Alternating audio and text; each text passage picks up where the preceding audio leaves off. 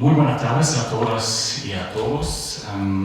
Recién salí como capacitador de mi taller de periodismo de investigación. Y lo que ahora vamos a hacer también es una cosa investigativa. Normalmente, ¿qué se hace para preparar una entrevista con un personaje como Fernando? Se pregunta por el currículum, por supuesto, del entrevistado, de sus discursos, puede leer en el internet. Y por supuesto, uno se fija también bajo Google o otras plataformas qué informaciones hay sobre este entrevistado. En este caso aprendí que Fernando Montiel es un boxeador mexicano. Tiene 36 años, su apodo es Cochulito y que ganó 54 de sus 61 luchas. Pero también hay otro Fernando Montiel que tiene también 36 años, su apodo hasta ahora no lo conozco, pero también es un luchador no con guantes de boxeo, sino con su esfero y su voz para el periodismo de paz. Fernando Montiel, analista, consultor, escritor, un gusto que estás con nosotros. Un aplauso, por favor.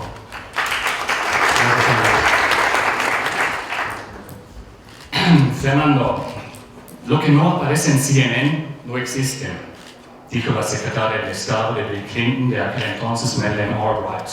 ¿Es cierto esto? Sí, eso fue lo que dijo, y es la misma mujer que respondió cuando se le preguntó si la vida de 3 millones de bebés fallecidos en Irak como resultado de las sanciones después de la guerra tormenta del desierto valía la pena. Y ella dijo, sí, ese es un costo muy alto, pero vale la pena pagar. Sí, eso lo dijo Madeleine Albright. ¿Qué podemos hacer nosotros para que el tema de la movilidad humana aparezca en canales como la CNN? Yo creo que no hay respuestas fáciles. Uno de los ponentes el día de ayer decía, y yo creo que de ahí uno podría construir manuales completos, decía, bueno, es que esta actividad nuestra del periodismo implica asumir una responsabilidad personal, ¿no? Y en este sentido, poco antes de que iniciáramos ahora la charla, comentábamos con un compañero que cuando uno se dedica al tema del periodismo de paz, sabes que de antemano la tarea no va a ser sencilla, por varias razones. En el caso de México en particular, pero no es privativo el caso de México, es una visión muy extendida, la paz tiene muy malos propagandistas, en medios de comunicación en particular. Es decir, comentábamos que, lo he visto en varios países latinoamericanos, cuando un periodista tiene la experiencia de haber sido corresponsal de guerra, se le ve como un profesional en un nivel diferente. Se le ve como algo, casi como el culmen de una carrera profesional exitosa. Es como la prueba ácida para ver quién es un periodista y un corresponsal de verdad y quién no. Sin embargo, cuando alguien se presenta que es como un periodista de paz o como un corresponsal de paz, se le ve como un sujeto ingenuo, poco profesional, un aficionado, se le ve mal. Se le ve mal a título personal, se le ve mal a título profesional. Y entonces la pregunta es, ¿quién es el responsable de esta visión? ¿Por qué? Pero no está, Fernando, no está también en la agenda de los medios de comunicación de canales que only bad news are good news. O sea, se puede vender mucho más con noticias negativas. Ese es exactamente el tema a discutir. Y yo no lo doy por sentado, pero parecía ser que eso es lo que el mainstream del pensamiento y de la visión considera. Dice, bueno, solamente venden la violencia, la paz no vende. Pero es interesante, yo no sé si alguno de ustedes en su medio ha hecho ese experimento. Yo, por ejemplo, con reporteros que cubren fenómenos de violencia o de justicia penal o de temas de delincuencia o violencia urbana. Y les pregunto, oye, ¿tú por qué cubres la violencia del modo en que lo haces? ¿Por qué visibilizas tanto la violencia y entierras las alternativas o los usos alternativos? Y la respuesta que te dan los reporteros es porque mi editor así me lo pide. Si yo llevo una nota hablando de lo que está trabajando un barrio para poder contener un fenómeno de violencia urbana, no me lo van a publicar, o me lo van a publicar en la penúltima página y me lo van a distorsionar. Entonces, pero si llevo fotografías de una persona que falleció, o de una granada que explotó, o si llevo fotografías de un proceso de intercambio de armas, de inmediato me dan la primera plana, me dan fotografías a color, me dan el titular de 8 columnas. O sea, en consecuencia tenemos que cambiar la opinión de los editores, de los directores. Eso es lo que pensé yo en principio. Y después fui y hablé con los editores. Y les pregunto, oigan, los reporteros me dicen que ustedes solicitan información de violencia en temas de conflictividad social. ¿Ustedes prefieren la violencia? Y dicen, no, no es una predilección particular. Entonces, es lo que nos dicen los dueños de los medios. Ellos nos imponen la agenda de que visibilicemos fenómenos violentos. Y luego entonces uno va convencido de que entonces si la responsabilidad no es del reportero y la responsabilidad no es del editor, entonces es del dueño del medio. Y preguntas al dueño, oye, ¿es cierto que tú has solicitado a tus editores que pidan a los reporteros información sobre violencia para llenar los contenidos de tu medio? Y ellos dicen, bueno, no es que yo lo pida, es que eso es lo que la gente quiere. Y entonces uno va y le pregunta al consumidor final del medio, oye, ¿tú consumes violencia? Dicen, no, eso es lo que me ofrece el medio. Y entonces realmente no hay a quien echarle la culpa. Ahora dicen, la violencia vende. Bien. Vamos a poner por seguro que es correcto. Yo imagino que en varios países de América Latina existen publicaciones como una que tenemos en México, en su momento se llamaba Alarma, que no era otra cosa más que un catálogo de atrocidades cotidianas. Uno veía ahí todos los... Básicamente la nota roja institucionalizada en un medio completo. ¿Tienen la oportunidad de ver un medio de esa naturaleza? Que aparecen descabezados y gente quemada y cosas de atrocidad y media. ¿Cuánto tiempo duran viendo un periódico con esos contenidos? La gente no dura más de 2 o 3 minutos con una publicación que te presentan hechos de sangre, hoja tras hoja, la totalidad de la publicación. Bueno, violencia extrema, ahí está. ¿Vende? No. ¿Resulta atractiva? No. Entonces, tiene límites esa visión general. ¿Qué cosa es lo que vende? Lo que vende es la crisis y el cambio. Eso sí vende, la novedad. Porque, por ejemplo, los combates en Afganistán y en Irak al día de hoy no han cesado. Ahí están. Pero ya se volvieron parte de la normalidad, ya no son noticia. Y la violencia sigue. Pero entonces lo que se acompaña es el cambio, la crisis, que normalmente viene asociada a la violencia, o al menos dentro del discurso mediático, pero cuando se normaliza, no cuando disminuye la violencia, cuando se normaliza, entonces deja de ser noticia. Entonces no es exactamente la violencia, sino el cambio. Si tomamos, por ejemplo, el caso de Colombia, ahí la novedad es la paz. Ahí la novedad es la paz, por ejemplo. Ese es un fenómeno muy interesante. Al menos la lectura que a mí me ha tocado hacer del caso colombiano en términos mediáticos, y en algunas ocasiones que he tenido la oportunidad de estar por ahí, es que uno hacía entrevistas y te decían, oye Fernando, ¿y tú qué opinas de Colombia, del conflicto colombiano? Y bueno, uno comenzaba a preparar una respuesta y te decían, porque aquí en Colombia tenemos claro que a los únicos a los que les interesa el conflicto colombiano son los extranjeros. Esto era hace algunos años. Y ahí, por ejemplo, vale hacer una acotación, era distinto el procedimiento a lo que ocurrió en México. ¿Por qué? Porque lo que uno podía detectar hace algunos años, antes de que iniciara el proceso de paz, todavía con el gobierno de Álvaro Uribe, era una especie de fastidio, una especie de apatía popular respecto del proceso colombiano, de los propios colombianos. Uno llegaba de fuera y más o menos lo veía y era como notable esta apatía, ¿no? Sin embargo, cuando inicia el proceso de paz, vino esta crisis y vino este cambio. Digo, para entender la palabra crisis, en el sentido que yo quiero compartirlo con ustedes, es retomando los 2 ideogramas chinos para representar crisis. ¿Sí saben cuáles son? Ustedes saben que los chinos tienen ideogramas, ¿no?, para representar las cosas. Cuando los chinos hablan de crisis, presentan 2 ideogramas que van juntos, siempre. Uno significa peligro y el otro significa oportunidad. Juntos significa crisis. Bueno, cuando hablo de crisis, a eso me refiero. Crisis no necesariamente quiere decir conflicto, ni necesariamente quiere decir violencia, más o menos. Pero entonces lo que dice, cuando inicia el proceso de paz en Colombia, viene una crisis, vienen los peligros de que fracase, después de todavía habían fracasado el proceso del Caguán, ¿no? Pero también existe la oportunidad de que sea algo diferente. ¿Diferente a qué? Al pasado inmediato de la seguridad democrática de Álvaro Uribe, ¿no? Aquel discurso de yo les ofrezco un baño de sangre, pero les prometo que va a ser el último. Porque yo recuerdo un discurso de Álvaro Uribe diciendo exactamente eso. Entonces, cuando viene el proceso de paz, es un discurso diferente. Hay una crisis, despierta a la gente de la apatía y entonces se convierte en novedad. Y vende mucho, y a la gente le interesa. Y se involucra, y participa. Y asume este compromiso que el ponente del día de ayer decía, un compromiso personal. Miren, aquí es un tema importantísimo.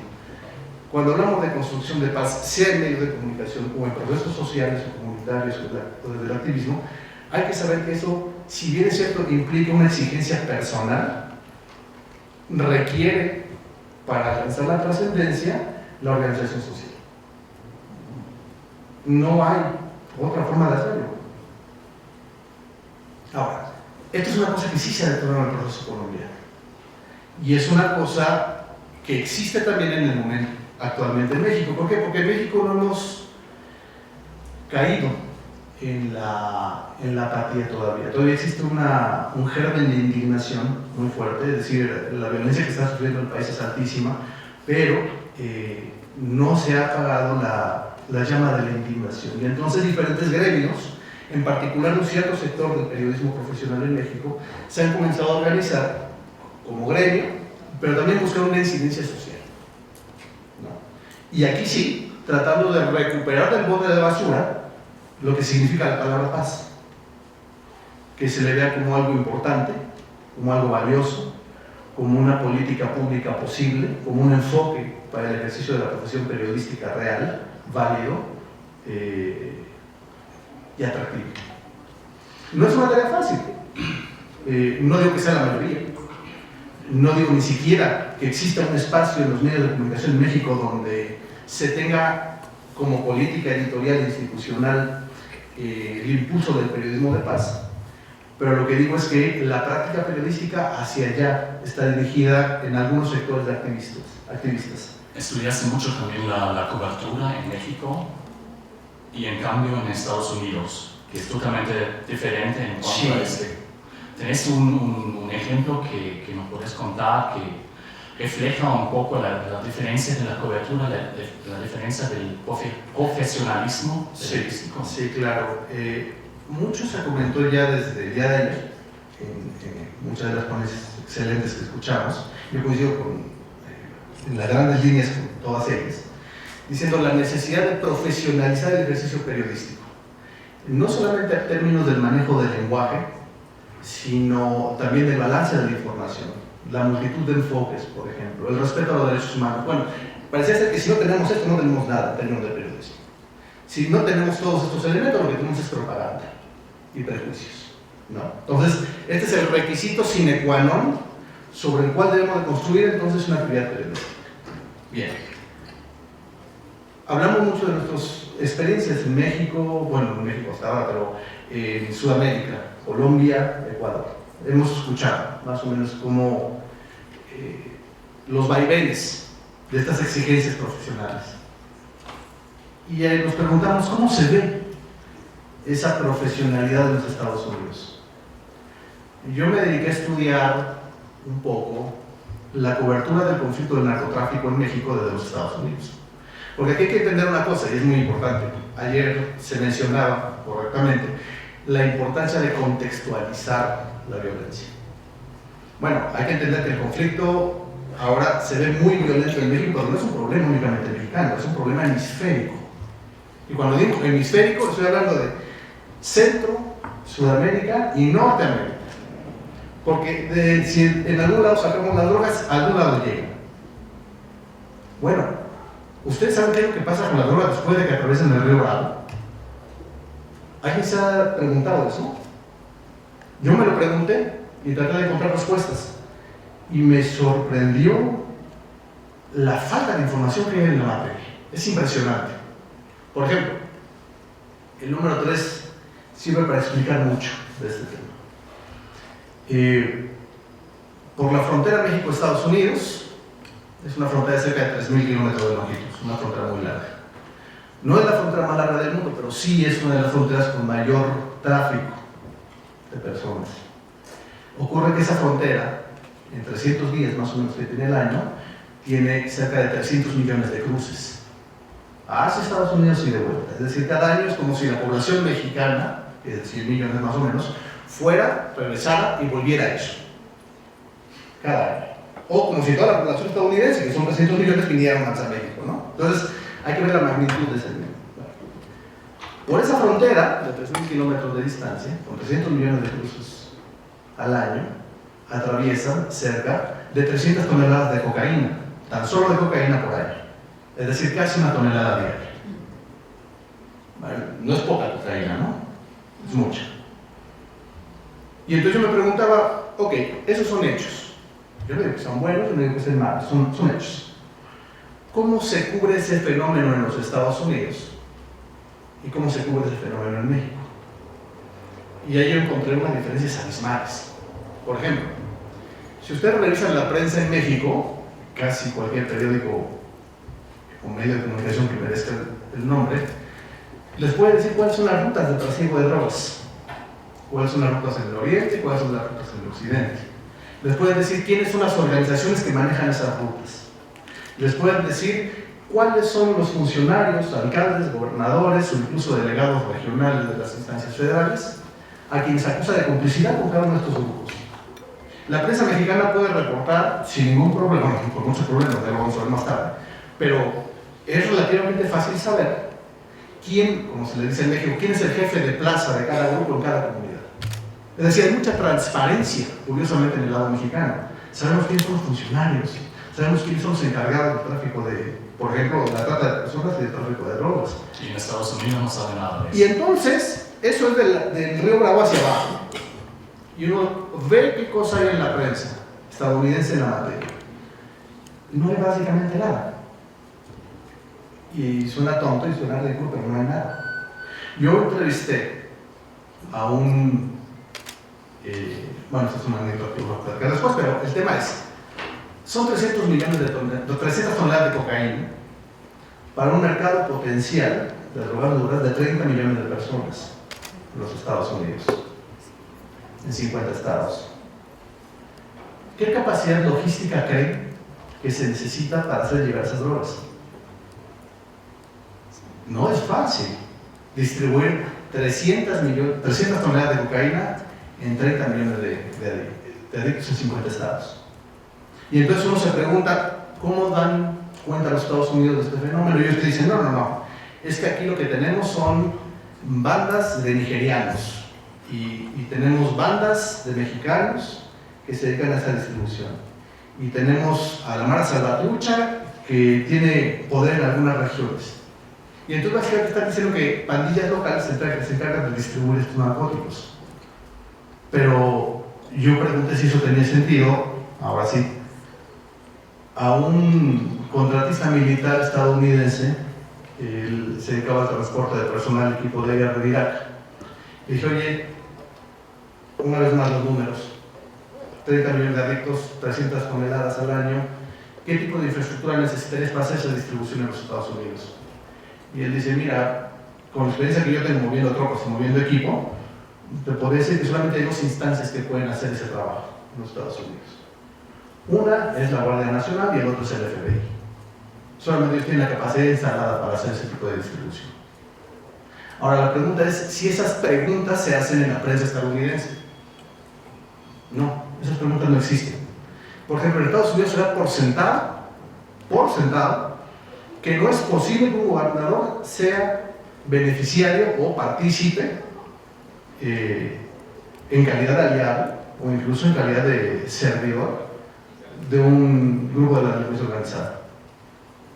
Y no es que en Estados Unidos, en la agenda mediática, hay otros temas que para ellos te parecen más importantes: la crisis económica, Irak, Afganistán, elecciones. ¿Es por eso, tal vez? Mira, puede serlo. Puede serlo, pero a mí lo que me sorprende es el que no se planteen esas preguntas. Mira, es un poco como, es un fenómeno que poco a poco se comienza a revertir en México, pero que por años estuvo ahí. Y es el desdén que había frente a los migrantes de Centro y Sudamérica. En México tú ves, y es nota de todos los días, la indignación y la cobertura de lo que se sufre, de lo que sufre el migrante mexicano en los Estados Unidos. Sin embargo, había una invisibilización de lo que sufre el migrante de Centro y Sudamérica en México. Yo entrevisté a mucha gente que estaba transitando por México, de El Salvador, Honduras, de Guatemala, y te lo decían, te dicen, ¿sabes qué? Yo prefiero que me atrape el Border Patrol en Texas a que me atrape el Instituto Nacional de Migración en México. ¿Por qué? Porque allá te deportan, aquí te asaltan, te violan, y si corres con mala suerte, te venden a los zetas y te esclavizan. Porque ese es otro dato importante. Una de las principales redes de trata de personas en tránsito en México, migrantes, son las propias autoridades, ¿no? Ahora, una vez más, este era un fenómeno invisibilizado hasta hace algún tiempo, recientemente se ha comenzado a visibilizar en México, a reconocer que nosotros estamos haciendo eso con la gente que llega a nuestro país, pero en este sentido estamos 20 años adelante de lo que está haciendo la prensa estadounidense. Ellos no pueden ver que sus funcionarios públicos pueden estar incluyendo los mismos fenómenos que el Instituto Nacional de Migración en México. Por ejemplo, tenemos casos documentados de agentes fronterizos estadounidenses que reciben migrantes a cambio de drogas, de los zetas. Es decir, es más fácil documentar la corrupción de la policía fronteriza en los Estados Unidos desde México que desde Estados Unidos. Por sorpresa, pero ya dicen ellos tienen la prensa libre, ¿no? Bueno, ya nos contaste que pueden aprender los periodistas estadounidenses de los periodistas de México. ¿Qué podemos aprender nosotros de los periodistas que trabajan en México? Mira, ahí tengo algunas. Yo creo que una de las cosas que se pueden aprender es,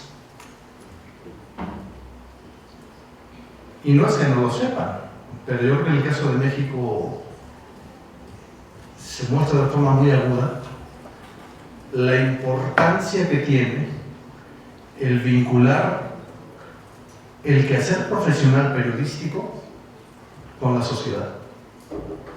México, a mí me parece, al día de hoy, es uno de esos casos en donde hay que aprender qué cosas no hacer en esta materia.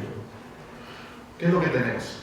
Lo que tenemos es que México es el país más peligroso para el ejercicio del periodismo del hemisferio occidental. Tenemos que es el segundo país más peligroso para los periodistas, después de Siria, pero arriba de Irak, en todo el mundo.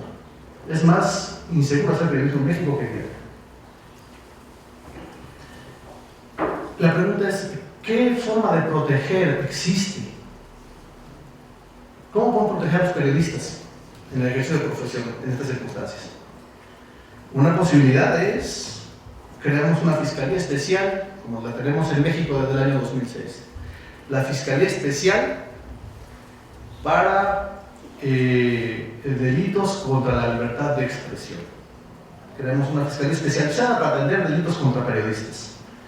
Al año 2013 habían solamente conseguido una sola sentencia y en el proceso habían muerto cerca de 160 periodistas. Es decir, su rango de eficiencia está por debajo del 1%.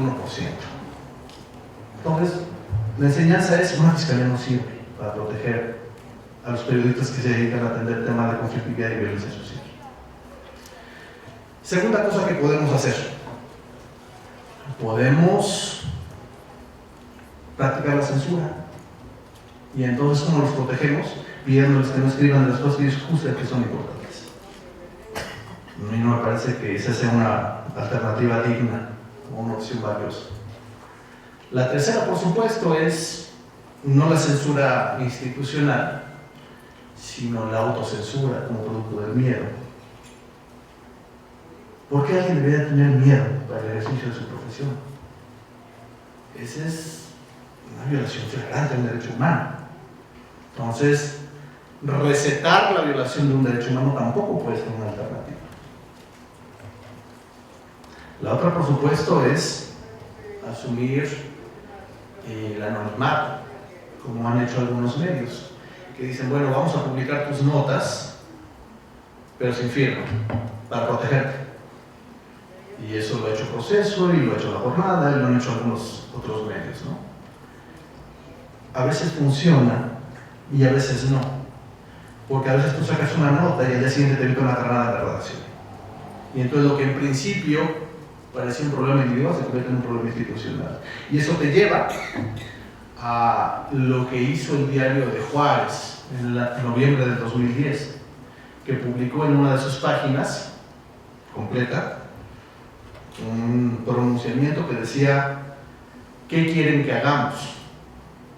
Y entonces empieza: señores integrantes de la delincuencia organizada. Y entonces es una carta directa al grupo de la delincuencia organizada diciéndoles: oigan, ustedes han matado a 2 de nuestros periodistas en los últimos 2 años, han amenazado a nuestras secretarias por teléfono, han arrojado granadas a nuestras redacciones. ¿Qué quieren que hagamos? ¿Cómo fue la respuesta? Siguen haciendo lo mismo. Ahora, esto es un momento, por supuesto, en el que Juárez era el centro de una conflagración entre 2 grupos del narco, entonces la violencia era exorbitante. Pero entonces aquí ya tenemos un catálogo de las cosas que no podemos hacer, que no han funcionado. ¿Qué hacemos? Buscamos al Estado que nos dé garantías, no solamente con la Fiscalía, sino con la Policía. No funciona. Y no funciona, ¿por qué? Porque contra la visión caricaturesca del conflicto del narco en México, no es que el ejército y la policía estén combatiendo a los grupos de la delincuencia organizada. Con frecuencia se están peleando el negocio, que es diferente. Es decir, llega un momento en que tú no puedes distinguir a las autoridades de los grupos de la delincuencia organizada. Hay un libro que se llama, que hicimos hace 3 años, que se llama Tú y yo compartimos la noche terrible.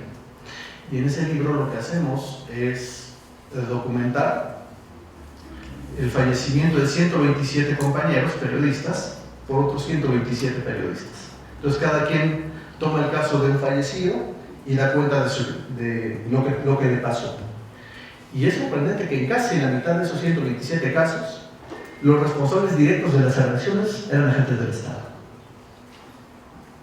Y entonces, una vez más, no podemos acudir con ellos. ¿Qué protege o quién protege a los periodistas? Si no son los medios, no podemos acudir a la censura, a la autocensura, no podemos acudir al Estado, no podemos acudir al Poder Judicial mediante las fiscalías. ¿Quién nos protege? La sociedad. Es lo único que nos queda. Que la sociedad haga de las causas del gremio periodístico profesional sus propias causas. Que vean al periodista no como un agente externo alejado de la sociedad, de la ciudadanía, sino como miembro integrante de esta sociedad y de esta ciudadanía. Y que una agresión a un periodista no es una agresión a un periodista o a un medio de comunicación, sino que está lastimando a la sociedad entera. Eso no existe en México. Hay una fractura. Si uno toma la visión popular que se tiene del periodista en México, dicen: los chismosos, los mentirosos, los vendidos. Y es la visión popular que se tiene del ejercicio periodístico en México. La gente no cree en los periodistas, sin importar qué tan profesionales sean. Es decir, es una profesión muy desacreditada. Ahora, hay razones para ello, por supuesto. Yo no digo que sean todas correctas, pero hay razones para ello. Y es una de ellas, por supuesto, el peso tan grande que tienen los grandes corporativos mediáticos, ¿no? Que obscurecen o ensombrecen el trabajo digno de algunos que sí tratan de hacer las cosas bien. Pero aquí el problema es que estamos descobijados por la sociedad. Matan a un periodista y algún mexicano que ande por ahí le preguntan: oye, ¿tendrás que matar a un periodista? Sí. En algo debería de andar metido. tú victimizas o revictimizas a la víctima, la criminalizas, ¿no? Entonces, este es un modelo de lo que no hay que hacer. Una receta entonces podría ser ejercer un periodismo de paz para recuperar la credibilidad de nosotros. A mí me parece que son 2 o 3 pasos y difícilmente podrían ser recetas, pero uno es, en un primer nivel, profesionalizar el periodismo, como se ha insistido tanto desde el día de ayer, en sus rudimentos básicos: la redacción, el lenguaje, las múltiples perspectivas, el balance de la información, la contextualización, la verificación de fuentes. Porque si no tenemos eso, como primera piedra, no tenemos nada. Arriba de eso, si no tenemos eso, no se puede construir nada. Pero eso es un primer nivel. En un segundo nivel, sí podríamos comenzar a pensar en un periodismo diferente, que no se limite, por ejemplo, y ahí aquí las alternativas son muchas, que no se limite únicamente a reportar los hechos, sino que haga experimentos, por ejemplo, un experimento que incluso se hace en los estudios históricos, que es la historia contrafactual. ¿De qué va esto? Un periodismo contrafactual. Es, no solamente vamos a reportar qué fue lo que ocurrió, sino qué es lo que podría haber ocurrido si algo hubiese sido diferente. Hacer esas exploraciones imaginarias. Evidentemente no presentándolo como hechos consumados, por supuesto, pero abriendo la posibilidad de futuros cursos de acción alternativos. Es una forma de hacerlo. La segunda, haciendo una cobertura, y aquí ya nos comenzamos a aproximar al periodismo de paz, hacer una cobertura no solo de hechos violentos, sino de la conflictividad social. Miren, hay un área que se llama estudios de paz y conflictos, y una de las cosas que se aprenden ahí es que cualquier conflicto, si está mal manejado o si sencillamente no está atendido, puede derivar en violencia. Pero en este sentido, la violencia es una consecuencia de un conflicto no resuelto o de un conflicto mal atendido. Y la violencia tiene ciclos. Hace 6 años, todos los periódicos hablaban de Ciudad Juárez. Ahora nadie habla de Juárez. ¿Se arregló el problema de Ciudad Juárez? No, los conflictos siguen ahí. Pero el ciclo violento terminó. Una cosa es la violencia y otra cosa son los conflictos. Mientras el periodismo, al menos en el caso de México, siga concentrado en la cobertura de la violencia, no va a conseguir empatar con la sociedad, porque no está reflejando sus intereses. Volvemos otra vez a lo mismo, o sea, porque en Ciudad Juárez, o sea, parece que se solucionaron las cosas. Entonces, exacto, pero aquí el tema es que no se vende también como una cosa de conflicto. Mira, por ejemplo, ¿alguien sabe por qué terminó la crisis de Juárez? Es decir, ¿qué se resolvió en Juárez? Hace 6 o 7 años era la ciudad más violenta del hemisferio occidental. Y estaba en la primera plana de todos los periódicos en México. Hoy nadie se acuerda de él. ¿Se acabaron los conflictos en Juárez? No. ¿Qué ocurrió? En su momento la violencia creció porque había un choque entre 2 grupos diferentes, el cártel de Juárez y el cártel de Sinaloa. ¿Qué ocurrió? Que uno de los grupos ganó, que fue el cártel de Sinaloa. Y entonces cuando se terminan los choques entre los grupos, se termina la cobertura periodística. Es ridículo. Es ridículo, porque la conflictividad sigue ahí. Pero mientras sigamos concentrados en la violencia y no en los conflictos, entonces estamos sembrando nuestro propio descrédito público. ¿Qué dicen los editores en México por qué no publican esto de Ciudad Juárez? Mira, una respuesta es: los dueños mandan y nosotros no somos los dueños. Esa es una. La otra que te dicen es: bueno, pero ¿por qué vamos a cubrir Juárez si podemos cubrir Tamaulipas? ¿Por qué? Porque ahora los puntos de choque ya no son entre el cártel de Sinaloa y el cártel de Juárez, sino entre el cártel del Golfo y los Zetas en Tamaulipas. Y entonces dejamos una pequeña guerra y nos vamos a la siguiente. Pero ya se convierte en una mecánica casi irreflexiva. Estás buscando el punto donde hay violencia, independientemente del contexto conflictivo que existiese. Entonces aquí lo que hay es asumir una responsabilidad particular como reportero, como editor, para tratar de visibilizar conflictos. Y no solamente los conflictos, es decir, la violencia contextualizada en su origen, en sus consecuencias, que también es muy importante, porque aquí se visibilizan mucho las consecuencias de la violencia, sino también las alternativas que hay al respecto. Yo recuerdo, por ejemplo, una historia de una chica en un barrio bravo en la Ciudad de México que se dedicaba a procesos de desarme. Era una cosa un poco extraña, muy atípica, porque era una chica de 17 años que vivía en un barrio muy violento de la Ciudad de México, Tepito, pero que tenía muchos conocidos en las pandillas. Y un día se le ocurrió comenzar a hablar con las pandillas y a pedirles que le dieran las armas que tenían. Y así conseguía juntar 6 o 7 pistolas y las llevaba a la policía. Le decía, mira, esto fue lo que recogí. Nadie encontró interés en esa historia. Yo busqué, porque esto yo lo vi más como científico social, no como periodista, pero porque el periodismo. Yo busqué un reportero que le interesara la historia y dije, no, pero eso no va a vender. ¿Por qué? Porque no hay sangre. Si estás hablando de un barrio bravo, estamos esperando sangre, un enfrentamiento. Bueno, a mí me parecía, al día de hoy me parece una historia fascinante. Bueno, la próxima vez me preguntas a mí, entonces. Sí, seguro. Pero tenemos esto, es decir, hay una cierta fascinación por la violencia, pero ni siquiera es racional, ya es una mecánica, ya es casi un movimiento reflejo profesional. Hay que combatir ese tipo de inercias. ¿Cómo? Presentando alternativas. Hablando de presentar alternativas, si nos imaginamos que todos nosotros ahora, con todos los participantes, fundamos un medio que justamente informa con una cobertura positiva, por ejemplo, de la movilidad urbana, ¿tendríamos éxito? Depende de cómo lo hagamos.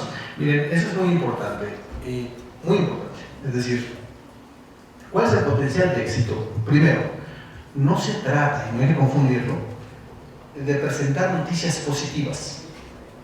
No es así. El periodismo de paz no consiste en presentar noticias positivas, como tampoco consiste en esconder la violencia. Si tuviéramos que resumirlo en 2 palabras, el periodismo de paz consiste en contextualizar la violencia en su origen, visibilizar el conflicto que es de origen, y en sus consecuencias. Ese es un primer elemento del periodismo de paz. Uno diría, bueno, del periodismo profesional en general, sí, probablemente. Pero un segundo elemento es visibilizar lo que se está haciendo al respecto y las alternativas. Que es una cosa que no ocurre. Eso sí no ocurre. Ahora, si tendríamos éxito o no, bueno, depende del talento que tengamos todos los que integramos el grupo. ¿Por qué? Porque, por ejemplo, un entendido común es la paz es aburrida. La paz no vende. ¿Por qué? Porque es aburrida. Y en un cierto sentido, al menos en términos gráficos, es correcto. Por ejemplo, yo les pido que cierren los ojos y que imaginen escenas violentas. Y la riqueza va a estar ahí, ¿no? Son cientos, miles de cosas que hemos visto y podemos imaginar. Es decir, la creatividad violenta parecía ser no tener fin. Pero luego hacemos el mismo ejercicio y preguntamos, cierran los ojos y cómo se imagina la paz. Y normalmente son 8 imágenes las que aparecen. 8, 7 u 8. 1, el arco iris. 2, una paloma blanca. 3, un planeta. 4, niños con diferentes tonos de piel encuerados y abrazados. 5, manos estrechándose. 6, la palabra paz estilizada de diferentes modos. 7, el símbolo de amor y paz. 8, una combinación de todos los anteriores. Y parecía ser que la representación visual de la paz se agota ahí. Y ahí, por ejemplo, una deuda que tienen los diseñadores gráficos con la humanidad. Encontrar formas para representar visualmente la paz que resulten novedosas, que resulten atractivas. Tenemos que ser más creativos. Muchísimo más creativos. Mira, la paz depende de la creatividad del principio. Y aquí en particular, en un mundo como el nuestro, en el que el peso de la imagen es casi absoluto, Ese es uno de los grandes pendientes que hay en materia de construcción de paz.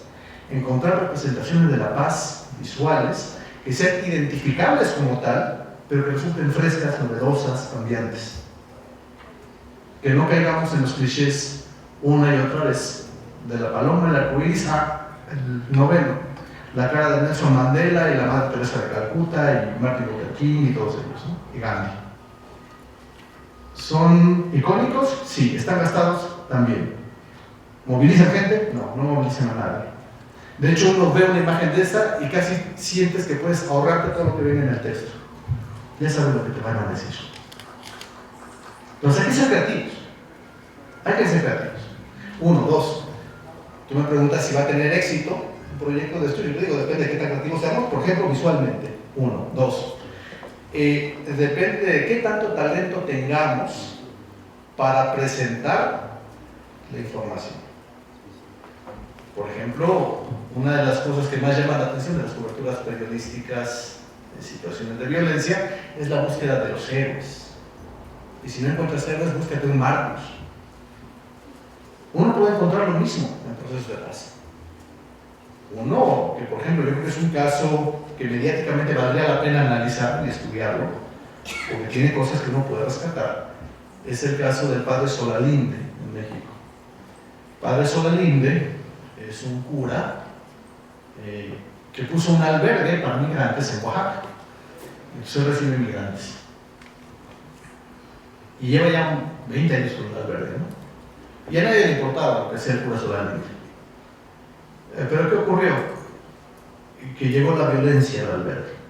Porque los mismos, y este es un tema muy importante, los mismos que trafican drogas en estos días han industrializado la violencia. Ya no son narcotraficantes. Uno habla de organización de la delincuencia organizada, pero es súper organizada y súper sofisticada.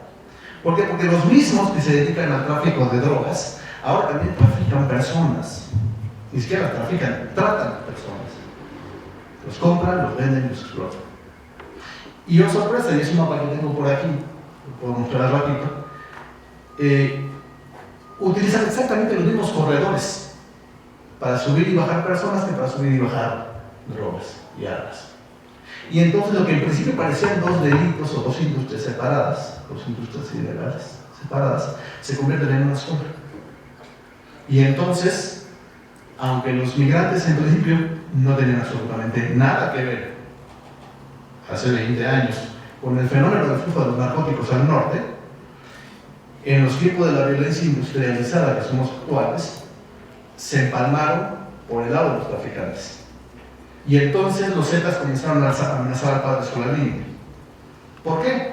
Porque él protegía a los migrantes que estos querían secuestrar y después vender o explotar. Y los protegían al albergue. ¿Y eso qué le costó? Que estuvo a punto de que lo quemaran vivo en el albergue junto con, creo que eran 25 migrantes. Sobrevivió el ataque. Bueno, ese hombre se convirtió en un héroe. Se convirtió en un héroe no solamente por su valentía personal, sino también por la escasez de los recursos con los que consiguió hacerle frente a una maquinaria mortal como la que se le está enfrentando. Y algunos periodistas, Diego, uno de ellos, amigo tuyo y amigo mío, hizo una cobertura muy digna de esos procesos, visibilizando todo lo que implica, y ha generado un ícono de procesos de construcción de paz exitoso, incluso en los medios convencionales, que es el padre Solalinde. Ahora, es una excepción, sí, pero demuestra que es posible. Hay que estudiar ese caso para saber cómo fue que se creó el personaje. Ahora, por ejemplo, al día de hoy el padre Solalinde anda con escoltas, tiene coche blindado y todo lo demás. Sigue siendo el mismo hombre, pero consiguió esa protección del Estado, porque el Estado pierde más perdiendo al padre Solalinde que teniéndolo ahí. Siendo un tipo hipercrítico de lo que ha hecho y ha dejado de hacer el Estado en materia de paz y violencia. ¿Queremos construir paz? Sí. Hay que tomar los patrones de lo que funciona y replicarlos de forma profesional. Porque este es uno de los problemas que también se tiene cuando uno habla de procesos de construcción de paz. Uno dice, O a mí me preguntan, por ejemplo, oye, ¿tú eres un consultor en temas de qué? De construcción de paz. Ah, tú te dedicas a poner flores en la boca de los fusiles. Entonces se tiene esta idea frívola, romántica de la paz, de la primera generación de la actividad para la paz, en los años 60, en los años 70. Se tiene un desconocimiento abierto de que ya es incluso una disciplina académica con grados de licenciatura, maestría y doctorado. Entonces, hay que desfrivolizar la paz, asumirla como una posibilidad, tanto en los enfoques de la práctica del periodismo como en el diseño de las políticas públicas. Fernando, para finalizar, porque me imagino que hay muchas preguntas del público, damos dos escenarios de periodismo de Latinoamérica, empezando con el escenario negativo. En 10 años, ¿dónde estamos? Y para finalizar, por ejemplo, por supuesto, el positivo. Mira, un escenario negativo seguimos un poco en donde estamos, hay una concentración de medios, la agenda tradicional priva, las agendas alternativas y las iniciativas independientes no desaparecen, pero quedan marginales, con impactos muy locales, muy aislados y muy limitados, no solamente en sus alcances, sino también en sus perspectivas. Platicábamos poco antes de iniciar la charla, de que a mí me sorprende un comentario que nos hacían, y yo coincido con él, que parecía ser que siempre estamos empezando de cero. Siempre estamos empezando de cero, es decir, a mí me toca dar talleres en periodismo de paz, en un lugar, en un país, digamos Guatemala. Y yo llego y doy este taller. Y al año siguiente me vuelven a invitar, probablemente a la misma institución, a dar el mismo taller de introducción al periodismo de paz. Y entonces digo, bueno, ¿para qué sirvió el primer taller en principio, no? O tan mal maestro soy, o algo que no anda ahí bien, ¿no? Entonces, esta dificultad para aprender de experiencias similares nos hace inventar el agua tibia una y otra vez, cuando podremos construir sobre lo ya existente si existían estos vínculos de comunicación. Ahora, en América Latina tenemos, sí, hay variedades regionales, aquí y allá, pero en gran medida tenemos mucho las mismas angustias, los mismos problemas, los mismos conflictos. Entonces, no tenemos que inventar algo en México que ya haya sido experimentado en Colombia. Hay que recuperar ese conocimiento, institucionalizarlo, profesionalizarlo y difundirlo. Más intercambio, entonces. Muchísimo intercambio, redes. Ahora, ese es el grave riesgo de la multiplicación y, llevado a un extremo, la individualización de las iniciativas particulares que acaban atomizadas, que no constituyen una red. Y entonces uno tiene, por ejemplo, pequeñas, digamos que son lógicas casi sectarias, de gente haciendo periodismo de paz, pero son incapaces de trabajar entre ellos. Y para aquellos que no están convencidos, que están en contra de la agenda de la construcción de paz, eso es un regalo del cielo. Uno lo ve, por ejemplo, en México con los movimientos organizados de las víctimas de la violencia, organizaciones que atienden a los huérfanos, a los deudos de la gente que ha sido secuestrada, que ha perdido la vida. Bueno, la primera estrategia del Estado es dividir las organizaciones. Y entonces tú tienes 20 o 30 organizaciones diferentes, incapaces de ponerse de acuerdo entre ellos, pese que tienen los mismos intereses y que tienen los mismos dolores. Pero esta atomización yo creo que es tan nociva como el bloquear las iniciativas mismas, porque aquí se genera la ilusión de independencia, cuando lo que tienes es un aislamiento, no independencia. Entonces, ese es el final negativo, ¿no? ¿Y el positivo? Todo lo contrario.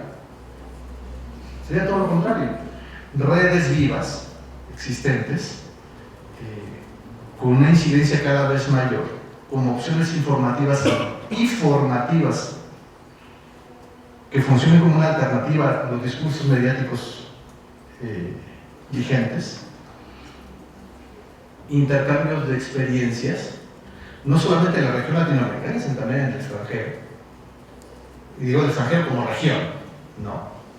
Porque después de todo, la violencia cobra muchas formas, pero el sufrimiento que produce es el mismo. Por ejemplo, una cosa que no tenemos, o que yo no he visto mucho en México, creo que van más avanzados en Colombia también por la historia que tienen los últimos medio siglo, son procesos de reconciliación.